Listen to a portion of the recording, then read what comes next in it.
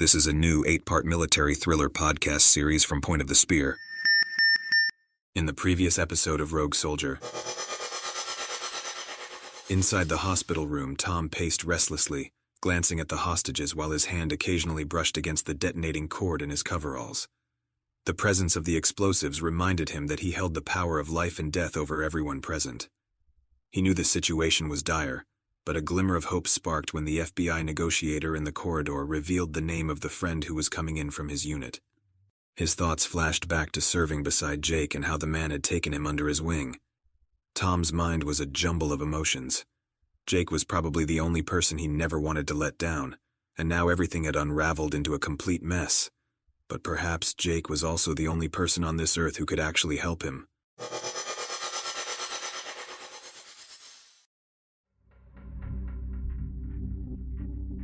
Rogue Soldier Episode 5. Written by Robert Child.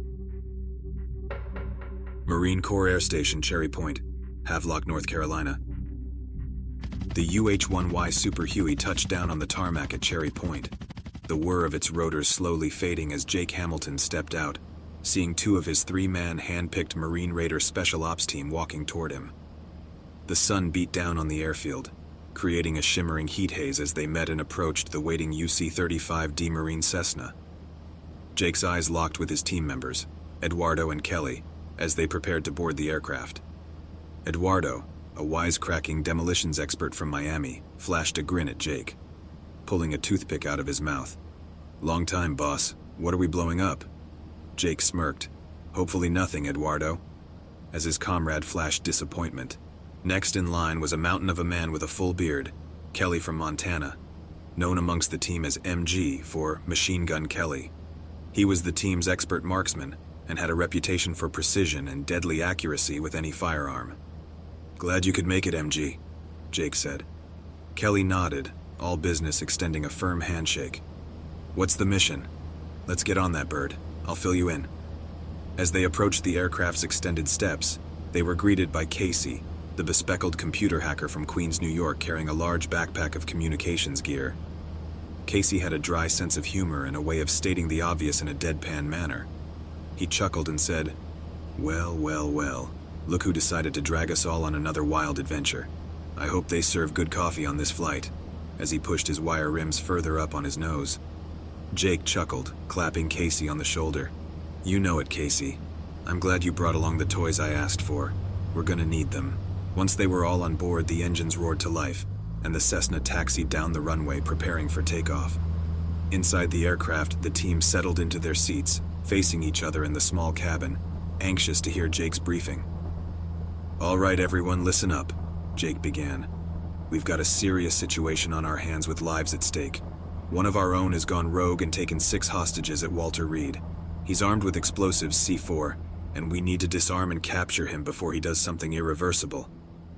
The team exchanged stunned glances, their expressions a mix of concern and determination. Eduardo broke the silence. "One of our own? Are you sure about this, boss?" Jake nodded as Casey probed. "One of our own, you mean a Marine?" "Yep," Jake replied. "And not just any Marine, but one of our team from Afghanistan." They were all speechless, but finally MG asked, "Who?" "Tom Stone." "That son of a... I never trusted that dude. He was like crazy in the head," Eduardo said. Jake solemn. "Hopefully not, but that's what we're gonna find out. We need to stop him before anyone gets hurt." "Lethal force?" MG the marksman asked. "It's been authorized, but I hope it doesn't come to that. We all know Tom. Love him or hate him, I think there's more to this than meets the eye. Something just doesn't feel right that he'd do something like this. But whatever his reasons, he's got to be stopped." Eduardo spoke up, his voice firm. "We're with you, sir. We'll get it done." Casey chimed in, almost thinking aloud. "And I thought this was just another typical terrorist mission. Didn't think the terrorist would be one of us." The team nodded in quiet agreement. The gravity of the situation weighed heavy. Jake continued. "I have full confidence in each of you. Eduardo, you'll handle disarming the explosives we encounter. MG, you've got the best shot to disarm Tom from a distance. And Casey, I need you to work your magic on any systems that might get in our way." "Got it," Casey replied, turning serious. The aircraft began its ascent, and the team settled in for the 60-minute flight to DC. The atmosphere was tense, but there was an unspoken understanding among them, a bond forged on a battlefield 7,000 miles away that went beyond words. They remained a team, and would do whatever it took to bring their brother back, or see to it that he didn't cause an unspeakable tragedy. As the Cessna soared through the skies, Jake couldn't help but think of the path that had led them here. The dangers they had faced together, the bond they shared, all of it had prepared them for this critical moment. But he never expected they would face one of their own, with the fate of innocent lives hanging in the balance. Deep within a secret CIA command bunker at Walter Reed, CIA operative Larson sat surrounded by a team of highly trained surveillance specialists. The dimly lit room was filled with the soft glow of multiple computer screens, each displaying live feeds from various security cameras positioned throughout the medical center. Larson's eyes were fixed on one particular camera feed showing the exterior of the cardiovascular recovery ward. "Sir," a voice crackled over the communication system. It was the team's lead technician, Emily. "We've got eyes and ears on the building perimeter, and we're ready to proceed with bugging the hospital room." Larson nodded and leaned closer to the monitor screens, studying the layout of the hospital. "Good. I want live audio and video feed from inside that room." Emily nodded to the rest of the team, and they immediately sprang into action. They huddled around the digital blueprint of the hospital's internal structure, plotting the most discreet path to the room on the second floor where Tom Stone was holding the hostages. Larson's mouth went dry, remembering the warning given to him by his superiors. Failure was not an option. His very life depended on the successful outcome of this situation. "We'll need to use the air ducts," Emily said into her earpiece, pointing to the ventilation system on the blueprint. "It'll be the most inconspicuous way to get close to the room without arousing suspicion." Larson replied back, "Agreed. The ventilation system is the best route. Once you're in position, make sure the bugs are deployed discreetly. We can't afford any slip-ups. Stone cannot know we are monitoring him." The team split into pairs, each pair assigned to a specific part of the ventilation system. Larson watched their progress on the live security camera feeds. As the surveillance team inched closer to their destination, Larson's nerves were on edge. The gravity of the situation weighed heavily on his shoulders. He knew that the success of the mission rested on his ability to gain access to Tom Stone's negotiations with Jake Hamilton. Finally, after what felt like an eternity, the surveillance team reached the ventilation shaft outside the targeted room. Emily whispered through her earpiece, "We're in position, ready to deploy the bugs." Larson's voice revealed impatience. "Go ahead. Don't waste any more time." With practiced precision, the team planted the bugs at strategic points within the ventilation ducts, at the room where Tom held the hostages. They activated the audio and video feeds, and the live transmission flickered onto one of the screens in Larson's command center.